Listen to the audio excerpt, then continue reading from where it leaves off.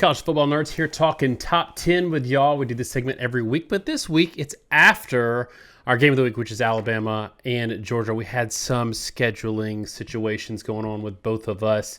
I got 3 kids at home alone. Well, alone with me. Wife went out of town for a business trip, and Josh is currently on a business trip, but he is gracing us with his presence anyway.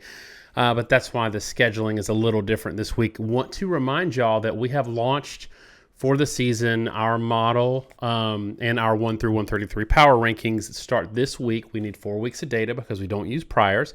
We only use the data that's available. And I say that to give you kind of a caveat because the 1 through 133 is a little wonky. We can pick some nuggets of gold out of there, but it is a little weird because you've got teams that have only played like one non-FCS school, or they've had buys already, and everybody's played Cupcake City. So the model doesn't really know what to do with some of these teams, but it does pull some interesting information out of there. So we're going to try to present some of that, but also you can go play around with the model.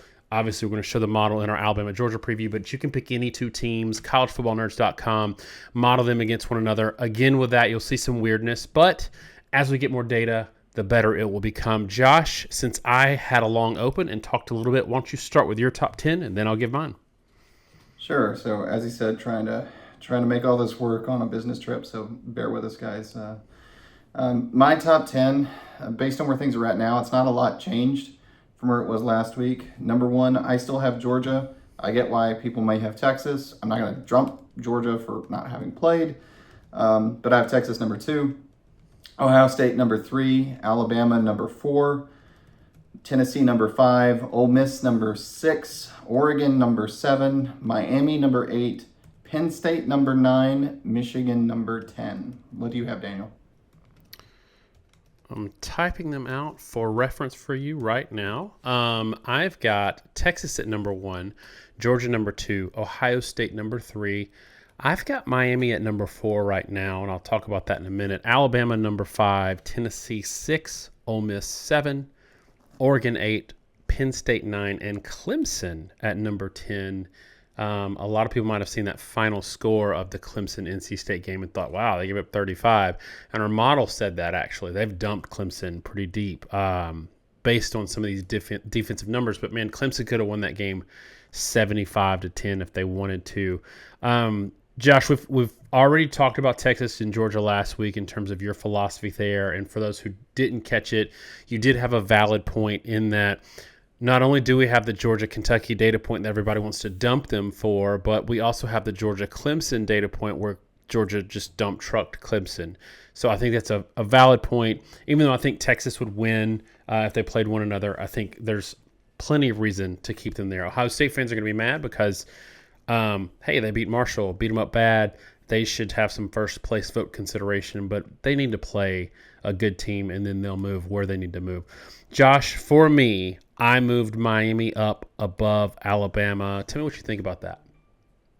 I mean, I'm not ready to do that yet. I mean, I thought watching that game, actually I had very similar thoughts on both the Ohio State game against Marshall and the Miami game against South Florida. Both those games were a little closer at half than it was the end result, certainly. I think people that didn't watch that game that closely would think they both were just a runaway favorite the whole game. I thought Miami moved the ball in spurts throughout. South Florida with Todd Orlando is an extremely pressure-based defense. They give you opportunities for chunk plays. They're going to let you score a lot of points in rapid bunches. And when Miami was able to capitalize on that, they pulled away. I don't know that they were ever really in danger, but that actually felt like a competitive game in the second quarter. And South Florida's real problem, especially as it got late in the game, is Barryon Brown at quarterback cannot throw downfield. Like there's no way to spin it. He can't throw. And it really limits their offense, and it kind of kept them from being able to win. I think South Florida is a team, depending on how you want to rate them, that is going to be a thorn in a lot of people's sides and probably still lose a lot of games, is my takeaway. Because of their inability to push the ball vertically, they're just going to be too limited offensively, and they'll probably have a ton of games like they have with Miami and Alabama where their defense just eventually wears down late. And the problem is when the defense wears down, if you're that aggressive, you don't have second-level defenders floating back there to catch a guy. So if they hit a seam, the running back, he just goes. Wide receiver catches the ball, he just goes. Um, but I will also say, you mentioned Ohio State and blew through it. I thought there were some of the similar problems. I mean, I am still not wowed with Ohio State's offensive line. I was someone that said a lot through last year. I did not think McCord was a great quarterback, but I also thought it was a little unfair how much was placed on him. I didn't think the tackles were great. I think we're still seeing the offensive tackles, in my opinion, are not fantastic. And in that Marshall game, you can tell Ohio State probably has the best collection of skill talent in the country. But that whole game was just a matter of, can they actually get the ball to the guy in space or not? If they did, Jeremiah was going to run 60 yards for a touchdown. But there were way too many drives where they couldn't get the ball to them. They couldn't get the ball out of the backfield. And that was kind of the same deal for me with Ohio State and Miami in their own ways in those two games. So I wouldn't put Miami that high. I think a lot of why that blowout worked is because of who South Florida is. And you compare, and you're probably going to do this, so I'll let you turn it over. But when you compare Miami and Alabama, the thing to me is Alabama was in the situation they were against South Florida because of an offensive line issue. They only had 2 starters playing in their natural positions in that game. And I think if Alabama had all 5 offensive line starters, they would, I think they would have stoned South Florida and they would have just ripped that game apart early. And I've often said a 1-game injury situation is something that I'm kind of willing to forgive. But I'm sure, Daniel, you're going to turn around and say, well, Miami played the same team and beat them worse. Or am I wrong? Is that your justification? It was really more seeing how fluid Miami's offense operated in terms of, I think their offense would be a tougher out right now than Alabama's. Miami ran the ball really well in that game. Cam Ward just seems to have a command of the offense that doesn't rely on, and look, they did hit a number of really deep home runs, but they also showed really consistent ability to drive the field in a dynamic way, because it's like if you sell out for the run, they've got a lot of good wide receivers that can hurt you. I think they got better wide receivers than Alabama. Alabama has better running backs. But really I was impressed with the defense. South Florida is a team that's going to make you just they suck to play defense against, because they're totally happy running 85 plays, but only getting 3.5 yards a play and constantly getting first downs. They got 22 first downs in this game and only 15 points. So I've been impressed with Miami's defense as much as I have the offense. 17 points against Florida. 7 of that was kind of a fluky home run that Florida got. The rest of the game, they only scored 10 points. So where I would, coming into the season, have questions about Miami, it would have been defensively, and I'm seeing a lot more that gives me comfort there. The problem with Miami is they won't play a ranked team this season. They are going to finish the season without a ranked team on the resume. And look, if Louisville ends up ranked, okay, but they're not a good football team. So that's a little tough for me. So if Alabama goes 11-1 or 10-2, I might still have them in my top 5 ahead of ultimately Miami. It's how they play against those teams that's going to matter. Okay, Josh, another one that's interesting to discuss, I think, is Tennessee and our placement of them. We reviewed that or previewed that game, and we said, there's this Vegas line is a thing for a reason. We both had some questions about Oklahoma's offense, not just the offensive line, but quarterback play coming out of the Temple game, where their offense was gifted a lot of really short fields, and that's how they kind of were able to squeeze out those points. But against Houston, they had 16 points, and Cincy blowing out Houston early Saturday was a little bit of a warning that this offense is not very good. They found something late with the backup quarterback, but even with him in the game the whole game, I don't think they win. However, we did see Tennessee. There's 2 things here. There's a positive and maybe a potential negative for Tennessee. I don't think Tennessee is a team that can score 50 on anybody like 2022 Tennessee. However, I think Tennessee could have scored more points in this game if the other offense was a threat. Give me your kind of feel more about Tennessee and your takeaway there than Oklahoma. I had the game 31-21, and I made a point that, to me, if I were a betting man, I said I would take the under, and I think I was dead right on that. I got the margin of victory right too.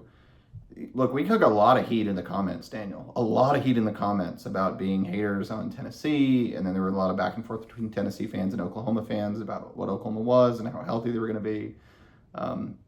No one knew what Oklahoma was going to look like when they got some of these starters back healthy. Some of those, like the receiver Anderson, I believe, went out injured, I think, in the first quarter. So some of that kind of got negated in the game. But from Tennessee, I saw two things I kind of expected to see. One, I thought they were probably a top 10 defense, and they seemed to be top 10, top 15 defense. Two, I thought Oklahoma was probably a top 15 defense. That seemed to be true. And my big question I talked about a lot in the preview was how well would Tennessee's offense translate? And I've been, I think sometimes fans take it as a backhanded compliment when I say somebody's really good at some things and not good at others. That's just a realistic discussion of a quarterback, in this case, a redshirt freshman. Nico Iamaleava. Did I say it finally right? Iamaleava. Yep. There's a video clip out there of me swearing to Daniel after the last preview because I knew I said it wrong the whole time. And yeah, I was pretty frustrated with myself. Iamaleava. There you go. Okay. I think in the RPO scheme, he's deadly. Like, and the whole trick with Heupel's offense, they put the receivers wide to the sides of the field, and that's designed to create space between the linebackers and the wide receivers, so that you have space to throw those RPO deep slants. And we saw that where they hit one to Thornton and went, had like a 70-yard touchdown bomb on that.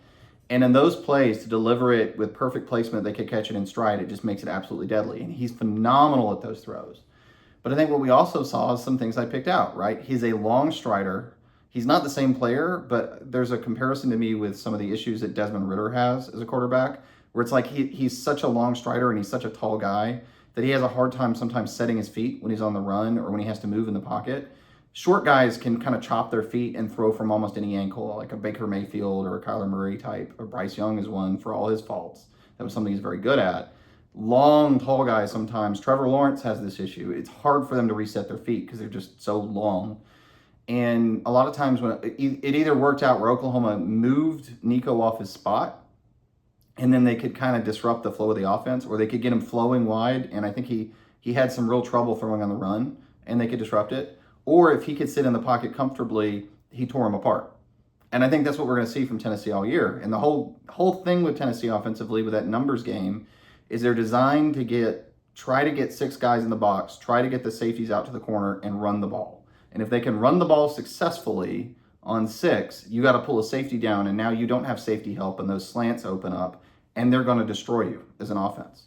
Oklahoma's defense was good enough, and they're probably a top 5 run defense. I don't know how many teams are going to be able to match it, though I think when they lost a linebacker, it hurt them, that they were able to stop that run game, which let them keep the safeties back. And as long as the safeties were back, and there were 1 or 2 times they bit and got burned bad, but when they stayed back, they could kind of deal with Tennessee.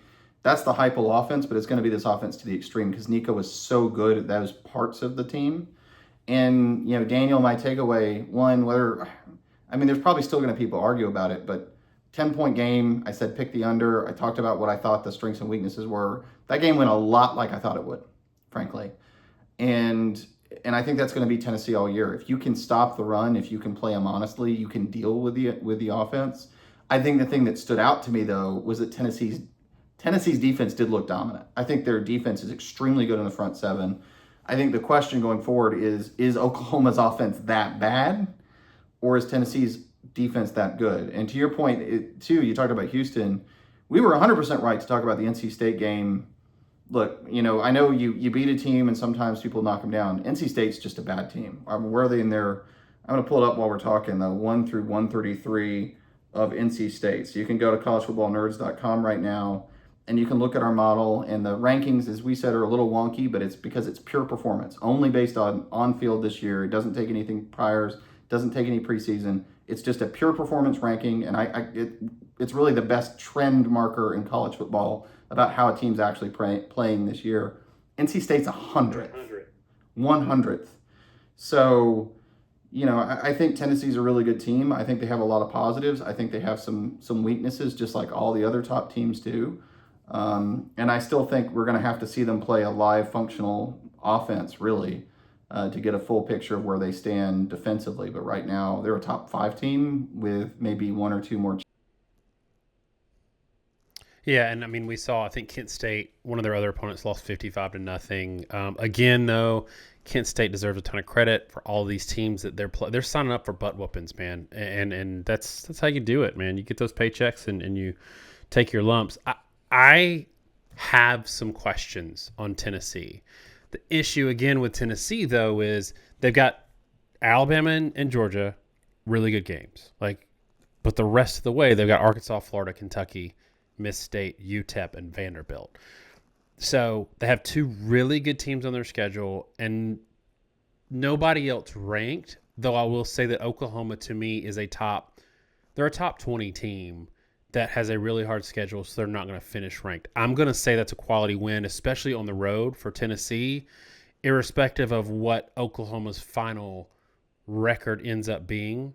I have questions for Tennessee. One, I think that you can speed up Nico a good bit. The fumbles there were kind of offensive line issues maybe, but also a little bit holding the ball. And look, that's going to happen. That is not a shot at him. Jalen Milroe's in year 17 at Alabama, and he still does it. And he's still, people have him on their Heisman shortlist. So no team is perfect, and we kind of point out flaws because that's our nature, and everybody else does the opposite. And we this is kind of how we like to enjoy talking about football. That doesn't mean like you said, you got Tennessee top 5. I got them number 6. I don't think you can be mad about that, but you can also appreciate it as a Tennessee fan. It's not hating if we're right. If we say you're not going to blow out Oklahoma by 30 points like you've done everybody else, that doesn't mean we're hating. Just like saying NC State is a bad football team doesn't mean we're hating. It's just reality. And again, just like 2018 Clemson, you can have a really weak schedule, just play nobody, which Tennessee has more than that. Play nobody and still be an elite team. It's not your fault. They handle their business. Okay, so Oregon has kind of crept back up in our rankings. We had them high. We dumped them. We brought them back up. I'm now a little more impressed with this Oregon State win because, Josh, Oregon State just beat Purdue by 27 or 17 points. Purdue's terrible, but they waxed them. They beat San Diego State 21-0. And they won their FCS game. So they're 3-1 team, have beaten a couple of FBS teams, one Big Ten team, and Oregon just dump trucked them in a rivalry game. So Oregon, that win, even though they were off this weekend, they got to kind of show by virtue of Oregon State going on and beating Purdue that maybe they're kind of hitting their stride and getting a little more comfortable with all the new pieces there. Let's talk about 9 and 10, Josh, because you had some trouble with that, and I did too. 2 weeks in a row. You've got Penn State, Michigan. I've got Penn State, Clemson. Let's start with mine. Does Clemson at 10, do you think that's way out of line? Well, first, let me make one note with Oregon that just real quick that we had a lot of back and forth with Ohio State fans when I had Ohio State ranked behind Oregon. Obviously, I think that was wrong based on where those two teams are. But I don't think I was wrong to think that Oregon was not this terrible team for almost losing to Idaho and Boise State. One thing that's really telling in our 1 through 133 is it has Boise State right now 6th. Now, I don't think that's going to hold true. And realize our model, unlike every media model you're going to see, is only based on on-field performance. So it's going to be wacky because there's not enough data. Everything else is going to use like last season's data to make it look better. But I think we were 100% right to think Oregon played a decently good Idaho team, sleepwalk. And then the Boise State game was close, but Boise State may actually just be a very good team. But yeah, these two, I think it's notable to say, after Oregon, to me, there's kind of a drop-off. Like, I think Penn State, look great. Kent State's a terrible football team. I will believe Drew Aller is a high-level, efficient quarterback when I see it. Frankly, I've said this before, he came out of COVID. I think there were a lot of bad evaluations, especially of quarterbacks coming out of COVID, because they didn't camp and do the normal Elite 11 high school quarterback thing. And so there's that whole period around that time period where there are just a lot of bad evaluations. I think Aller's in that camp. I think he's a big arm guy. I think he's kind of limited. I think the run game's great. I think the defense is good, but it's not quite what the other teams are. And then Michigan, it's funny, again, in the theme of getting dumped in the comments for reasons I don't understand. One, Daniel, I don't know how many people we had talk about how we went against the model to pick against Michigan, the model that we don't run and only started publishing this week, so you can go look at the model. And so those are my 9 and 10, and then you have Clemson. And I think the difficulty with Michigan and Clemson is both those teams have a loss, a lopsided loss to a very, very good team. is it better to have a lopsided loss to to Texas, or is it better to have a lopsided loss to Georgia? And then on top of that, and I know this is probably what you're going to argue, Daniel, Clemson has, by and large, handled their business outside that, where Michigan has looked really shaky offensively. And even that the USC game, which, I picked the winner wrong, but I was right to think the score margin was going to be in the under. I was right to think it was going to be low 20s. It was just a matter of whether or not Michigan scored at the end of the game on whether or not my pick was right. And again, if I always feel like if I'm correct going into the fourth quarter, then I've nailed the pick. You can't do better than that. I think Michigan is a very, very good defense. I think people wrote that off way too early. The front controlled that game at the beginning. They got tired is really what happened versus USC. They gave USC enough breathing room to throw the football. But they had Moss completely rattled early. The concern I have, Daniel, is they don't have a balanced offense. Like they don't have the ability to throw the ball with Orji. It's clear they do not trust him to throw over 10 yards. And they are just a run first, almost like triple option team offensively. And so you get this weird game of comparing Clemson's defense to Michigan's defense, which I think Michigan's is better, and then comparing Michigan's offense to Clemson's offense, which I actually still think Clemson's offense is better. And then how you pick between the two, I think decides it all, because I don't know that the resumes are all that different. So that's my perspective. I'll let you give your counterpoint to it. My concern with Michigan is 2.7 yards per attempt passing. I think they threw for 32 yards. They were very fortunate to get the 27 points they got against USC has an improved defense, but it's still a Lincoln Riley coach team. So I'm going to reserve judgment on how good their defense is. Michigan scored on a pick six. They scored on a 53-yard run, a 41-yard run, and a final drive that included a 63-yard run.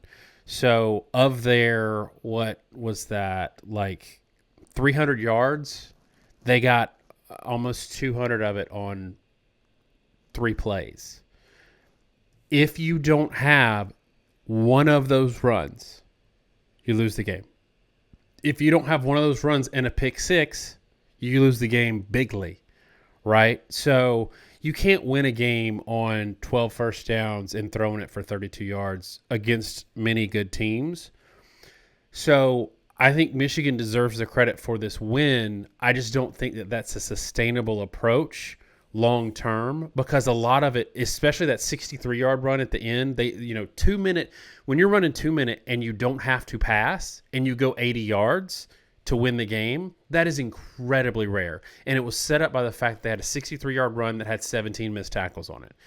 And so, and even on I think it was either a third or fourth and goal to score, they had a blatant hold, and 2 missed tackles. They hit the guy in the hole. And look, some of that is you're just a better running back and you won you won the play. But I don't think it's sustainable. The problem is, who do we put there? I've got Clemson there. You've got Michigan there. It's splitting hairs at this point based on the information we have. I don't believe in Utah as a top 10 team. I don't believe in Louisville as a top 25 team. I think Missouri should be dumped. How much information do we have on Missouri to know that they're not great right now? They have a lot of pieces and they have a lot of preseason hype based on last year. But look, a one-score win against Boston College, double overtime versus Vandy. It's not looking great, Josh, if we want to put Missouri in that really elite conversation. The problem is Missouri doesn't play anybody this year. They could very well go 11-1 and not be even the 20th best team in the country. I don't know I'd go that far in terms of where they would rank at 11-1, but given the schedule, but yeah, you're right. The schedule's No, I think they would be ranked very highly. I think 11-1, they'd probably be top 10. I'm saying they may not even be the 20th best team in the country. No, I get it. I think the schedule is just a touch harder than that. I mean, it's not the easiest thing to run through the SEC, but I hear you. I mean, the truth is, people talk about NIL and transfer portal and parity. I think a lot of what's going on right now is that there are a lot of preseason expectations that were just wrong. It's my personal opinion. We've talked about this for a couple of weeks. Things like Florida State. It's not that Florida State and other schools have caught up to Florida State such that they're even. It's just that Florida State's clearly just a bad team. Let's be blunt. They're a bad team, and they are where they are consistently throughout the year. So when these teams kind of consistently perform at a similar level over and over again, that's not an indication of parity in terms of all the teams are close together in talent. It's more an indication of volatility. The teams are changing week to week. Maybe there's a sense of parity there that the volatility means every year it's more unclear who's going to win. I personally think the elite teams that have been the elite teams are going to sort their issues out, and at the end of the year they're going to be juggernauts again, and they're just maybe a little slower starting, but this happens every year. Again, Georgia early, we talked about this before, right? They were losing to South Carolina a couple of years ago in like game 3. They were losing to Missouri a few years ago in an early week. And those were like years they won a national title. So this is not a new thing. We just always kind of forget what early season college football looks like, I think. But yeah, I mean, it's interesting. And again, you can go look at that, collegefootballnerds.com, the 1 through 133 rating. Again, give it a grain of salt. There's not enough data. It's purely on field. So the computer has no idea what should look like a good rating. It's just spitting something out. And I think it's impressive that just purely on field from how it works now, how the teams have looked now, and it's purely opponent adjusted, that it can come as close as what you would expect. The interesting ones are like UCF.